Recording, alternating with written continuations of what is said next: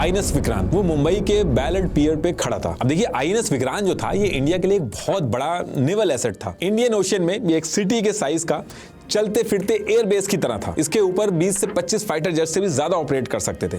War के अंदर अकेले आईएनएस विक्रांत पूरी बाजी पलटने का दम रखता था, इसलिए इसको सेफ रखना बहुत जरूरी था। लेकिन सेम टाइम पे एक दिक्कत और थी इसमें कि आईएनएस विक्रांत में कुछ रिपेयर का काम भी बचा था। इसके एयरक्राफ्ट उड़ाने के लिए कैटापुल्ट लॉन्चर जो था उसमें दिक्कत थी और इसके A1 बॉयलर के मल्टीपल वाटर ड्रम भी रिपेयर होने थे और उनके स्पेयर पार्ट वगैरह जो थे वो ब्रिटेन से मंगवाने पड़ते थे और 3-4 साल से ज्यादा का टाइम लग जाता।